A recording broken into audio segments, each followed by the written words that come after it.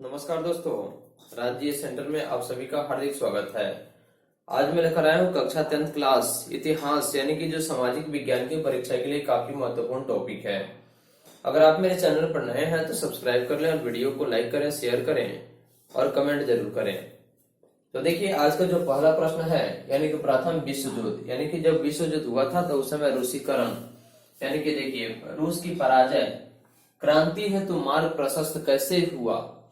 तो देखिए, प्रथम विश्व युद्ध में रूस की पराजय यानी कि जो पहला विश्व युद्ध हुआ था उस समय रूस हार गया था जापान से।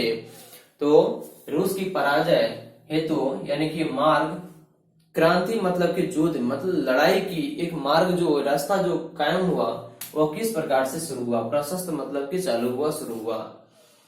तो देखिए, इसका सही उत्तर यही होता है कि हम देखते हैं प्रथम विश्व युद्ध में सिर्फ रूस की पराजय से ही क्रांति का मार्ग प्रशस्त हुआ, बल्कि यानी कि सिर्फ प्रथम विश्व युद्ध हुआ था ना तो उस समय सिर्फ रूस की क्रांति यानी कि रूस की जो पराजय हुई थी, रूस की जो हार हुई थी, सिर्फ उसी से क्रांति मतलब कि लड़ाई के मार्ग प्रशस्त नहीं हुआ, बल्कि इस क्रांति के प्रमुख कारण निम्नलिखित थे।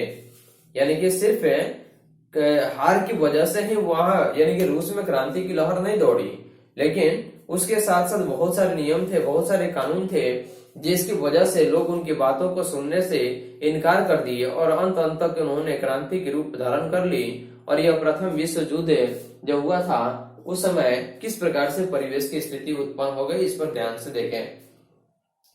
देखिए, सबसे पहला पॉइंट है निम्नलिखित में किसानों की दयनीय स्थिति।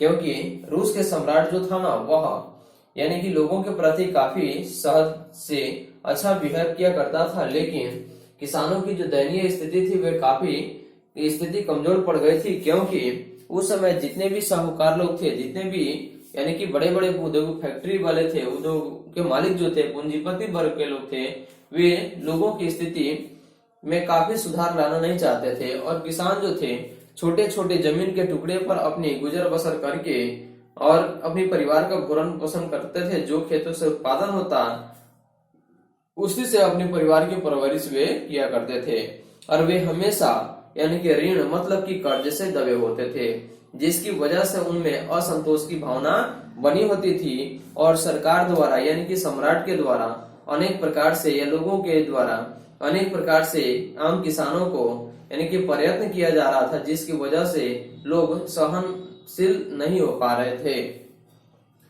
दूसरा है रूस में फैल रही गरीबी से लोगों में असंतोष। यानी कि क्योंकि रूस का जो सम्राट था वह महत्वाकांक्षी था, और महत्वाकांक्षी होने के बाद ही वह सिर्फ स्वयं अपनी भलाई के बारे में सोचता था।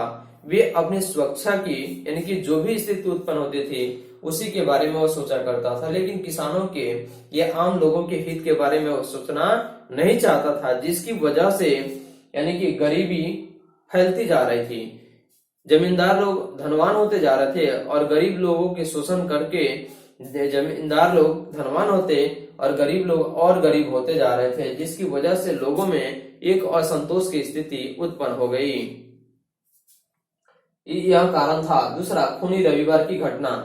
यानी कि आप जानते हैं कि जब खूनी रविवार की घटना जब हुई तो उस समय जार निकोलस द्वितीय के यानी कि सैनिकों के द्वारा जब निहत्थे लोगों ने रोटी दो के नारों के साथ सेंट पीटर्सबर्ग की ओर जा रहे थे अपनी मांगों को रखने के लिए, उस समय जार की सेना द्वारा गोलियां बरसाई गई, जिसमें लाखों यानी कि हजारों लोगों की जानें चली गई।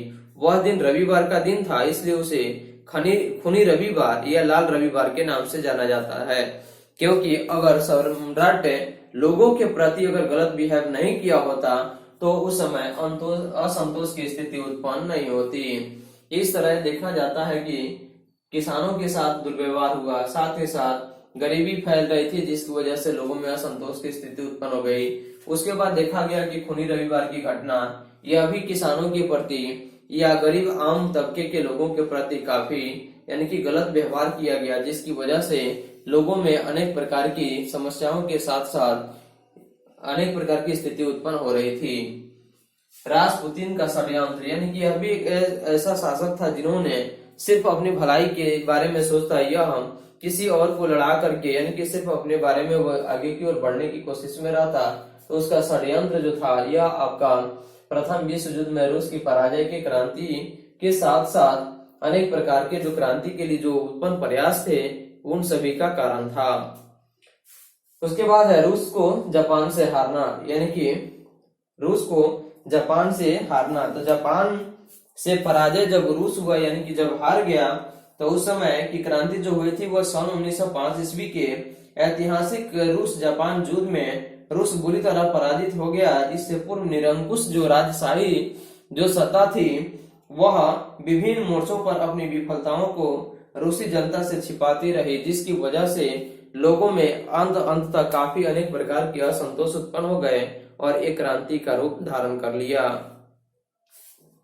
उसके बाद है रूसी भाषा, शिक्षा, संस्कृति तथा नियम कानून को जबरदस्ती लोगों पर थोपने जैसे अनेक कारणों से प्रथम विश्व युद्ध में रूस की पराजय क्रांति हेतु मार्ग प्रशस्त हुआ। यानी कहने का मतलब हुआ कि जब रूस का सम्राट जो था वह लोगों पर जबरदस्ती, यानी कि लोगों का अगर मन नहीं होता फिर भी जोर जबरदस्ती करते हुए वहां के सत्ता के अधीन रख करके उन पर जबरदस्ती शिक्षा, यानी कि रूसी भाषा, शिक्षा और संस्कृति तथा नियम कानून को जबरदस्ती थोपने का प्रयास किया, जिसकी वजह से लोग जो थे ना वे नाखुश थे, यानी कि असंतोष थे और अनेक कारणों से प्रथम विश्व युद्ध में रूस के पराजय यानी कि रूस के हार की मार्ग प्रशस्त हुआ।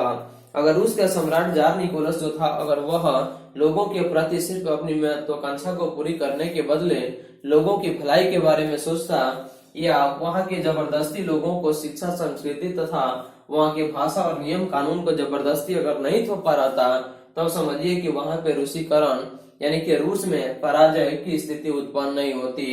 अगर इस तरह से हुआ जिसकी वजह से किसान लोग भी नाखुश थे और साथ ही साथ खूनी रविवार की घटना और गरीबी तबके के लोगों के प्रति अनेक प्रकार से स्थिति उत्पन्न होती थी, जिसकी वजह से लोगों में असंतोष की भावना उत्पन्न होती थी और अंत तक जाकर के यह प्रथम विश्व युद्ध में रूस की पराजय हेतु अनेक प्रकार से मार्ग प्रशस्त हुए। इस तरह से प्रश्न है आपका, प्रथम विश्व युद्ध में रूस की पराजय क्रांति हेतु मार्ग प्रशस्त हुआ कैसे? तो इन सभी कारणों की वजह से ही रूस की पराजय मतलब कि रूस की हार की मार्ग प्रशस्त हुआ।